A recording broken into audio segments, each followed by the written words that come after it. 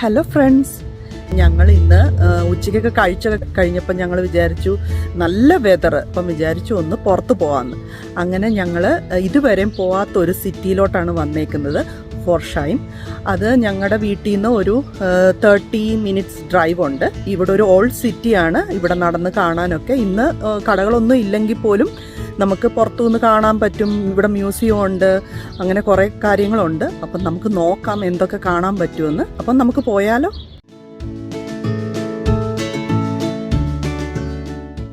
അങ്ങനെ ഞങ്ങൾ അവിടെ എത്തിയിരിക്കുകയാണ്. ഇനി നമുക്ക് കാറൊക്കെ പാർക്ക് ചെയ്തിട്ട് പതുക്കെ നടന്നു തുടങ്ങാം. ഇവിടുത്തെ വീടുകൾക്കും പ്രത്യേകതയുണ്ട്. തലയിൽ കിരീടം വെച്ച പോലെയാണ് കൂരയുടെ മുൻഭാഗം ഇരിക്കുന്നത്. ഞങ്ങൾ താമസിക്കുന്ന സിറ്റിയിലൊന്നും ഇങ്ങനത്തെ വീട് ഞാൻ കണ്ടിട്ടേയില്ല. ഇതാണ് ഹെർഡർ ഗിംനാസിയം. ഗിംനാസിയം എന്ന് പറഞ്ഞാൽ ഇവിടുത്തെ സ്കൂളാണ്.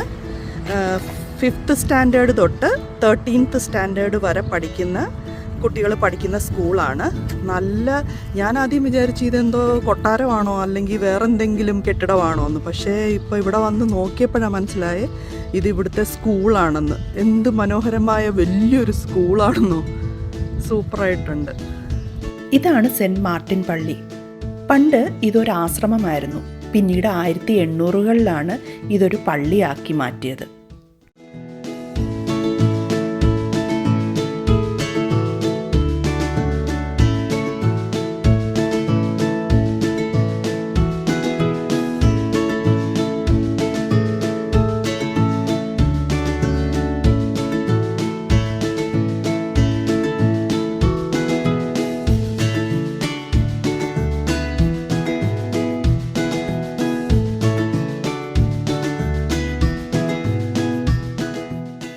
ഇതാണ് ഫാൾസ് മ്യൂസിയം. ഈ മ്യൂസിയത്തിൽ 3 ഡിഫറെൻറ്റ് മ്യൂസിയംസ് ഉണ്ട്. Archaeological museum, city and costume museum, പിന്നെ റോട്ടെമാവർ അഡ്വഞ്ചർ മ്യൂസിയം. ഇതൊരു കൾച്ചറൽ മ്യൂസിയമാണ്. ഇവിടെ ഒരുപാട് എക്സിബിഷൻസും കോൺസേർട്സും ഫെസ്റ്റിവൽസും തിയേറ്റർ ഇവൻറ്റ്സും പിന്നെ ആർട്സ് ആൻഡ് ക്രാഫ്റ്റ് മാർക്കറ്റും ഒക്കെ നടക്കാറുണ്ട്.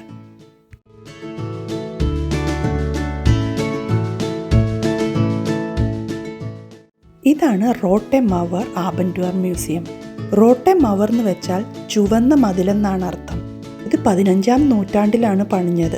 ചുവന്ന സാൻഡ്സ്റ്റോണും കൊണ്ടാണ് ഇത് പണിഞ്ഞിരിക്കുന്നത്. അതുകൊണ്ടാണ് ഇതിന് റെഡ് വോൾ എന്ന് പേര് വന്നിരിക്കുന്നത്. പുറത്തുനിന്നുള്ള ആക്രമണങ്ങളെ തടയുന്നതിന് വേണ്ടിയാണ് ഇവരിങ്ങനത്തെ വലിയ മതിലുകൾ പണിയുന്നത്. ആയുധങ്ങളും മറ്റുള്ള ഉപകരണങ്ങളും സൂക്ഷിക്കാൻ വേണ്ടിയിട്ടാണ് അവരിത് ഉപയോഗിച്ചുകൊണ്ടിരുന്നത്. ഇതാണ് ഇവിടുത്തെ ജില്ലാ കോടതി.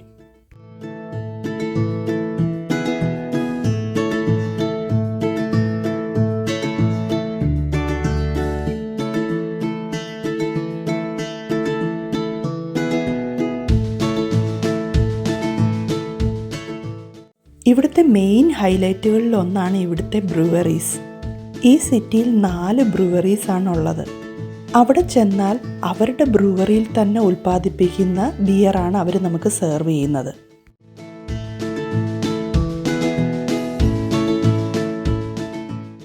ഇതാണ് ലിറ്റിൽ വെനീസ്. വീസൻ നദിക്കരയിലുള്ള മനോഹരമായ ഒരു പ്രദേശമാണ് ഈ ലിറ്റിൽ വെനീസ്. ചർച്ച് ഹോസ്പിറ്റലിനും ഫോഗൽ സ്ട്രാസയിലെ പാലത്തിനും ഇടയിലുള്ള ഒരു ചെറിയ ദൂരമാണിത്. പകുതി തടി കൊണ്ടുള്ള വീടുകളാണ് ഈ നദിക്കരയിലുള്ളത്. 300 വർഷം പഴക്കമുള്ള തൂണുകളിലാണ് ഈ വീടുകളുടെ ബാൽക്കണികൾ വെള്ളത്തിന് മുകളിൽ നിൽക്കുന്നത്. ഇറ്റലിയിലെ വെനീസിനെ ഓർമ്മപ്പെടുത്തുന്നത് കൊണ്ടാണ് ഈ പ്രദേശത്തിന് ലിറ്റിൽ വെനീസ് എന്ന് പേര് വന്നത്. അങ്ങനെ കാഴ്ചകളൊക്കെ കണ്ട് നടന്നു കഴിഞ്ഞപ്പോഴത്തേക്കിനും എല്ലാവർക്കും വിശന്നു. എന്നാൽ ഇനി പുറത്തുനിന്ന് ഡിന്നറും കൂടെ കഴിച്ചിട്ട് വീട്ടിലേക്ക് മടങ്ങാമെന്ന് വിചാരിച്ചു.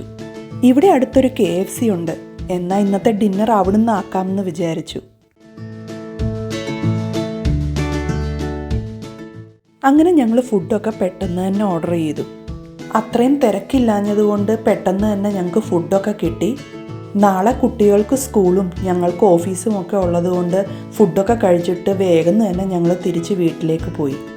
ഇനി വീണ്ടും കാണുന്നത് വരെ എല്ലാവർക്കും ബൈ ബൈ.